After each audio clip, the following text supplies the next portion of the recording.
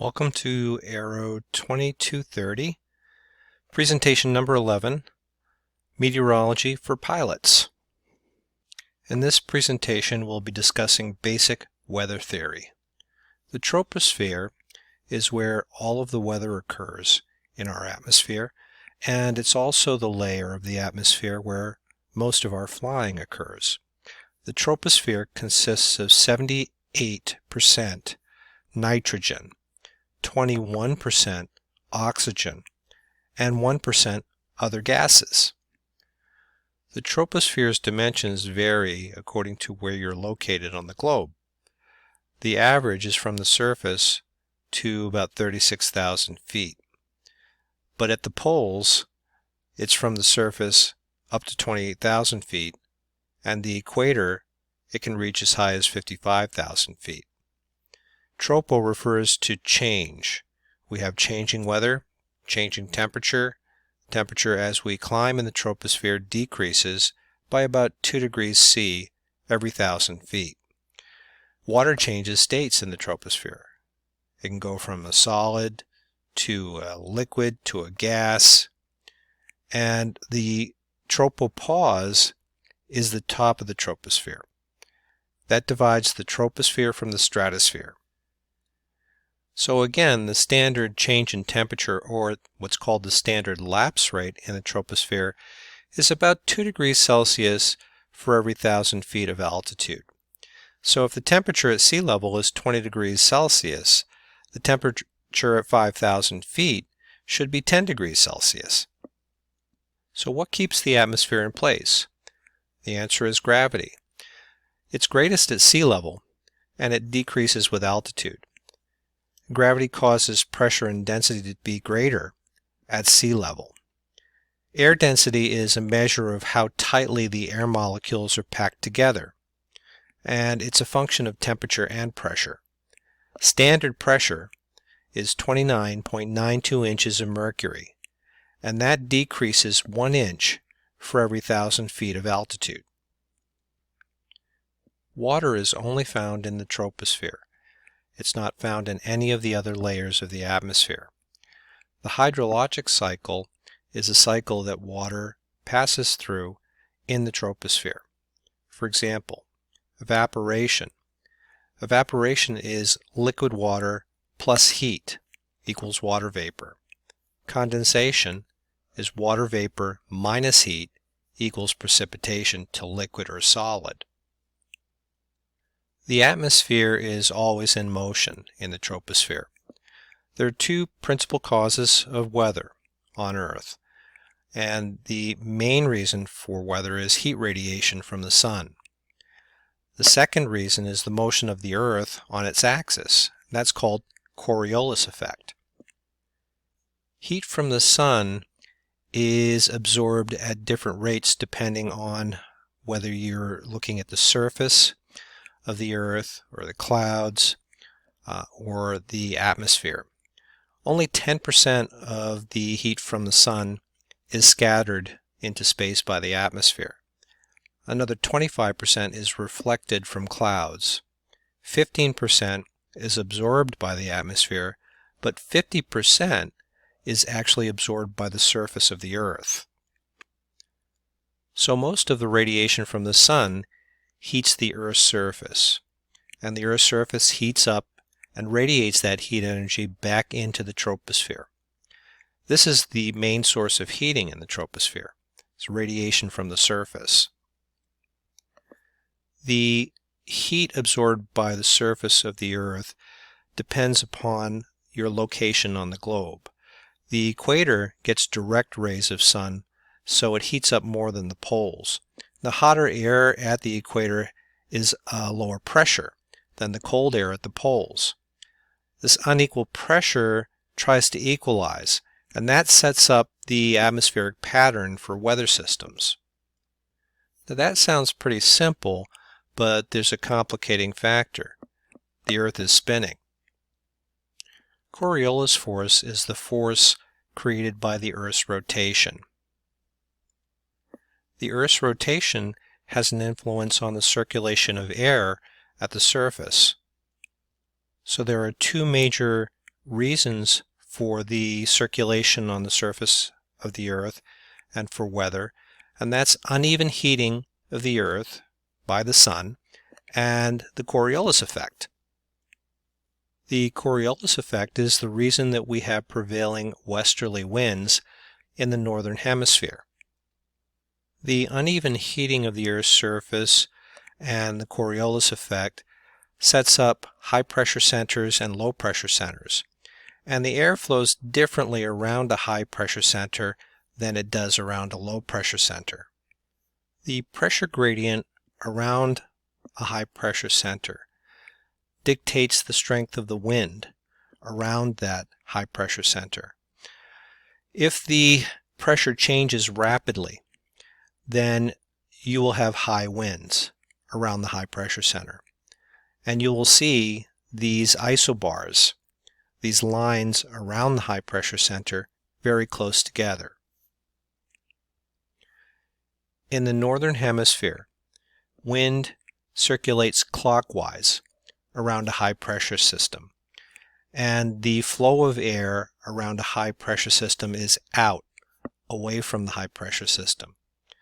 Around a low pressure system, the wind circulates counterclockwise, and the direction is inward. This trend is reversed in the southern hemisphere. The stability of an atmosphere can be determined by the lapse rate. The standard lapse rate, or the standard change in temperature as we climb in the atmosphere, is 2 degrees C per 1,000 feet. So as we climb, every 1,000 feet, the temperature should decrease an average of about 2 degrees C. But there are times when that trend is reversed, when we have higher temperatures at higher altitudes rather than lower temperatures. That's called a temperature inversion, and that's a sign of a very unstable atmosphere. Moisture can change its state in the troposphere. It can evaporate, it can condense, and it can sublimate. Evaporation is changing from a liquid state to a vapor. Condensation is changing from a vapor to a liquid. Sublimation is a transition from a solid state directly to a gas state. Humidity is the amount of moisture in the air. It's important to remember that warm air can hold more moisture than cool air. Humidity is one way we measure the amount of water vapor in air, and we often hear the term relative humidity. Relative humidity is the percentage of water vapor in the air compared to saturation, or the saturation point, when it is 100% saturated. At any given temperature and pressure, the air will only hold a specific maximum amount of water vapor. Dew point is a term that you'll hear often as an aviator. It's another way of measuring water vapor in the atmosphere. Dew point is a temperature. It's the temperature that the air becomes completely saturated. It can no longer hold any more moisture. When the spread, or the difference between the temperature and the dew point, is 4 degrees or less, then the air is saturated, and you can pretty much expect to see precipitation in some form. So again, relative humidity is the percentage of vapor in the air, water vapor in the air, compared to 100% saturation. Humidity can change its state from water vapor to visible moisture. And as I said, that happens when the temperature reaches the dew point temperature. Knowing this, we can calculate the height of a cloud. For example, if the surface temperature is 65 degrees Fahrenheit and the surface dew point is 56 degrees Fahrenheit, then the difference between those two temperatures is 9 degrees Fahrenheit. Now we know that the lapse rate in Celsius is 2 degrees per 1,000. That translates into about 4.4 degrees Fahrenheit. for every 1,000 feet. So the difference between the dew point and the temperature on this day is 9 degrees. If we just divide 9 degrees by the 4.4 lapse rate, we get 2, which translates into 2,000 feet. So we can estimate that the clouds are right around 2,000 feet. Clouds are classified according to their location in the atmosphere. And we call clouds that are below 6,500 feet low clouds. Clouds that form between 6,500 feet and 20,000 feet are middle clouds, and then clouds above 20,000 feet are known as high clouds. Now, different types of clouds form in different types of atmospheres. So a stable atmosphere will exhibit different types of clouds than an unstable atmosphere. We talked about how we can tell the atmosphere is unstable by looking at the lapse rate, and that a temperature inversion typically means that the atmosphere is very unstable. Well, in a stable atmosphere, we typically see stratiform clouds. Stratiform clouds are flat clouds. The air is usually smooth, and the visibility is usually very poor. And that's because the air is smooth, there's not a lot of turbulence going on in a stable atmosphere. And then precipitation, if we have precipitation, is usually steady instead of showery. In an unstable atmosphere, we usually see cumulus clouds. Cumulus clouds are tall clouds, and you see this often during thunderstorms. You'll see very tall clouds. The air is usually very turbulent, and because of that turbulence, the visibility in an unstable atmosphere is usually very good because it clears out all of the moisture, it clears out all of the pollution. Anything that is creating bad visibility is cleared out by the turbulent air. And we usually have showery precipitation instead of steady precipitation. So it's really important for you to remember the differences between a stable atmosphere and an unstable atmosphere. You can read about fronts in the textbook in Chapter 7. A front is the boundary between air masses, and these air masses usually have different temperature characteristics.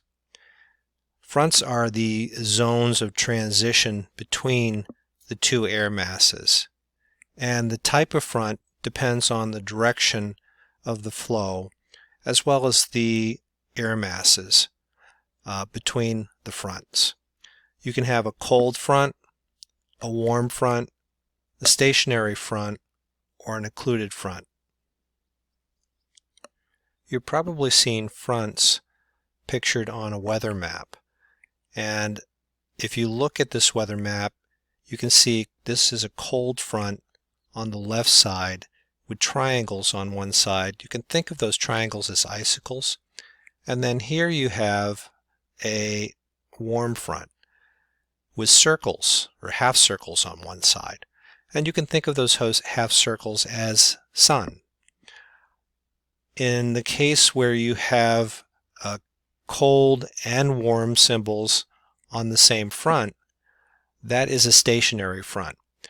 And that front is not moving. Then you have what's called an occluded front. And that's usually characterized on the map with a purple color. An occluded front is a weather front that forms when a cold front overtakes a warm front. And you usually see, again, the purple color with both the half circle and triangles on one side. Now again, fronts are the boundaries between two different air masses.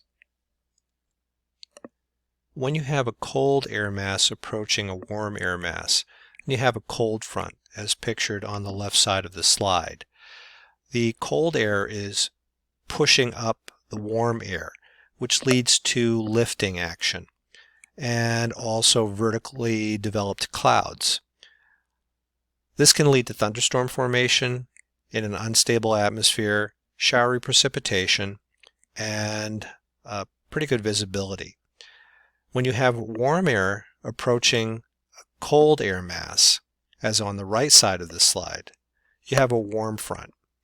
Now that warm front also leads to cloud development, but more stratus type clouds or flat clouds. And the atmosphere is usually stable, so you have bad visibility, steady precipitation, and again, low cloud development. Now there are certain types of weather that present very serious hazards to pilots. Thunderstorms are one of the most dangerous types of weather that can face a pilot. And so it's very important for pilots to understand how thunderstorms form, what conditions can lead to a thunderstorm, and also how to avoid thunderstorms. There are 3 stages in the life cycle of a thunderstorm, and these stages are very important for you to remember for the test and for quizzes. The first stage, when the thunderstorm is first forming, is called the cumulus stage, and you can think of that as the accumulating stage, where the major feature is updrafts or lifting action. The next stage, the second stage, is the mature stage, and you still have updrafts, but you do have some downdrafts, and that's the stage where you have precipitation starting to occur. The last stage is called the dissipating stage, and that's where you have both updrafts and downdrafts, but downdrafts are the major feature of a dissipating stage, and you have the ending of precipitation. Thunderstorms are very hazardous to aircraft because of the extreme turbulence that they can generate, lightning, hail, and also tornadoes can form around thunderstorms.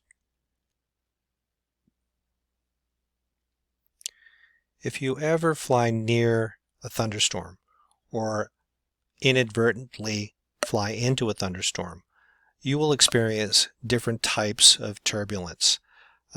Turbulence can occur, severe turbulence can occur inside of a thunderstorm and also below a thunderstorm. But you can also experience severe updrafts and severe downdrafts, even if you're not in the thunderstorm, but you're just close to it. And also wind shear, as is depicted up here, can occur near a thunderstorm. Wind shear, again, remember, is a drastic change in the direction and speed of the wind. So one of the worst features of a thunderstorm for pilots is turbulence. That is probably the most dangerous feature of a thunderstorm for aircraft. Now there's different types of turbulence. One of the most severe types of turbulence is clear air turbulence. That usually occurs at high altitudes, above 15,000 feet. And sometimes it's associated with non-convective clouds. Non-convective clouds means clouds that aren't associated with thunderstorms. Often, clear air turbulence occurs around the jet stream and in very narrow bands, and it can be very severe. Mountain wave turbulence can occur around mountain ranges in very strong winds, and you can experience extremely strong downdrafts as well as updrafts. One indication that there is mountain wave turbulence in an area is the existence of these rotor clouds. And rotor clouds are round, circular shaped clouds. If you see a rotor cloud around a mountain range, it's a pretty good indication that there's mountain wave turbulence. Mountain wave turbulence can present a particular hazard to small airplanes that don't have a lot of power to overcome the extreme downdrafts. Another hazard to aircraft that can be created by thunderstorms is wind shear. Again, wind shear is an extreme change in wind direction and wind speed, and it can also occur around a temperature inversion. In addition to temperature inversions, wind shears can occur around a microburst. We can get low-level wind shear, which can create a big problem for an aircraft at low altitudes, for example, on approach to landing. And so it's important to be aware of the existence of wind shear to be prepared to react if you should encounter it, especially at low altitudes. Microbursts usually happen around thunderstorms, and a microburst can create an extremely strong downdraft as much as 6,000 feet per minute. That's very difficult for many aircraft, even large jet aircraft, to overcome. The last type of turbulence is actually created by an aircraft, and that's called wake turbulence. It's created by all aircraft, but it's especially strong in large, heavy jet transport aircraft. So if you're in a small airplane and you're flying around large, heavy jet aircraft, you need to understand wake turbulence and how it can negatively affect the performance of your airplane. Wake turbulence only forms behind a large, heavy aircraft when the wings are generating lift. As you know, because of Bernoulli's principle, when an airfoil moves through the air, because of the shape of the airfoil, the air over the top of the airfoil is accelerated, creating low pressure. The high pressure below the wing tries to travel to the top of the wing where there is low pressure. And at the wingtips, that creates a vortex. And that vortex is very turbulent, especially behind a large, heavy aircraft. The most important thing to remember about wake turbulence is that it sinks. And so, as a pilot of a small aircraft, if you're flying around a large, heavy aircraft, it's important to stay above that aircraft's flight path. So if you're taking off behind a large aircraft, try to rotate and climb above its flight path. If you're landing behind a large, heavy aircraft, try to stay above its glide path and land beyond its touchdown zone. But above all, be careful. Another hazard that is especially problematic for aircraft is icing. There are three types of ice that can form on an aircraft in flight: rime ice, clear ice, and mixed ice. Rime ice is very granular and is usually white in color and forms when the aircraft passes through very small droplets that freeze to the leading edge of the wing. Clear ice is clear and also very hard and forms when the aircraft passes through very large droplets of moisture that freeze to the leading edge of the wing. And mixed ice is just a combination of clear and rime. Ice is very dangerous for aircraft because it changes the shape of the airfoil. As a result of the change in the shape of the airfoil, it will stop producing lift and result in a stall. So what should you do if you start picking up ice in flight and you're in an aircraft that doesn't have de-icing equipment? You can climb to try to get out of the moisture that is creating the ice on your aircraft, or you could descend into warmer temperatures so that the ice will melt. One weather hazard that is a severe problem for pilots is restrictions to visibility. Restrictions to visibility include things like fog, haze, smoke, smog, dust, and even volcanic ash. The problems with these restrictions to visibility is they create a problem with seeing traffic. You may not be able to find any visual references to help you control the aircraft. Your eyes tend to focus too close when you're in haze or fog, and it becomes very difficult to avoid clouds. It's much easier to get lost when you're in restricted visibility, and stress levels tend to rise because you can't see the horizon, and again, it becomes very difficult to control the aircraft. In other words, VFR flight becomes very difficult when there are restrictions to visibility. There are different categories of restrictions to visibility, and they're very important for a VFR pilot to understand. When the ceiling is better than 3,000 feet above ground level, and visibility is better than 5 statute miles, then the weather is VFR, or Visual Flight Rules. If the ceiling is between 1,000 and 3,000 feet above ground level, and the visibility is between 3 and 5 statute miles, then the weather is Marginal VFR, or MVFR. When the ceiling is between 500 and 1,000 feet AGL, and visibility is between 1 and 3 statute miles, then IFR weather exists. You have Instrument Flight Rule weather. And then finally, when the ceiling is less than 500 feet AGL and visibility is less than 1 statute miles, you have low IFR weather.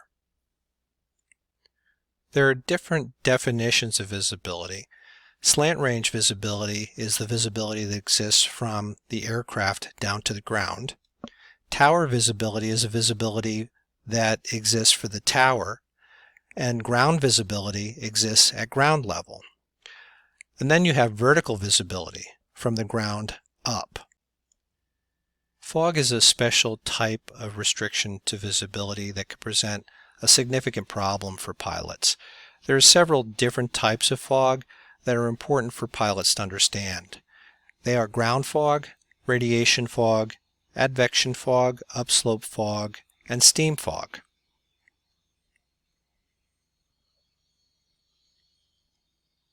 Ground fog is just fog that forms over the ground and is no more than 20 feet deep.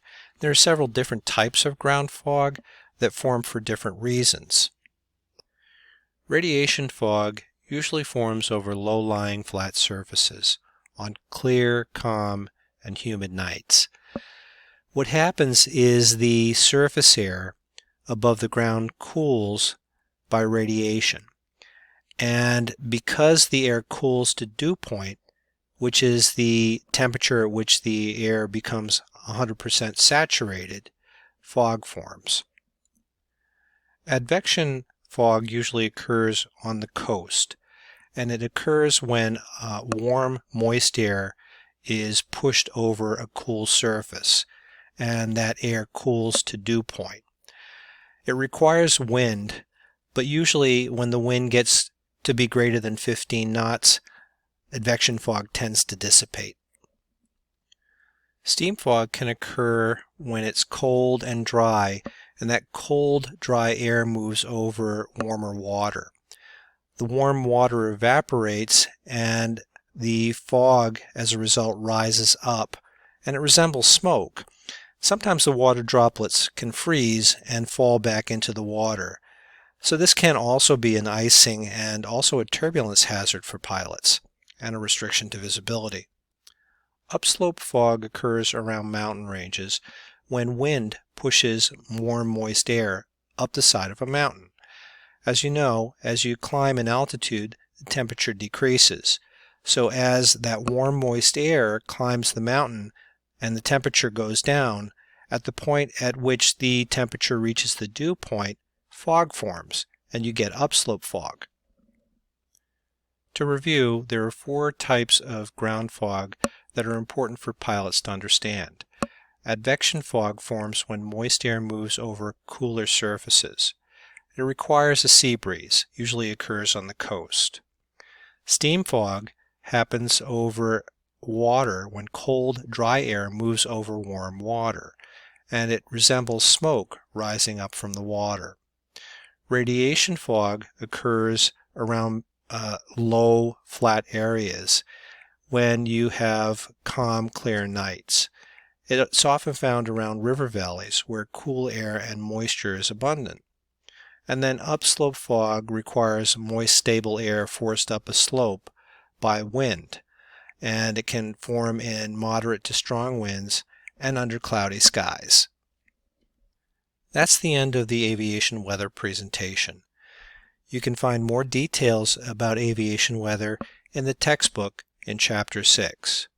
The next presentation will be on weather products and services available to pilots for pre-flight planning.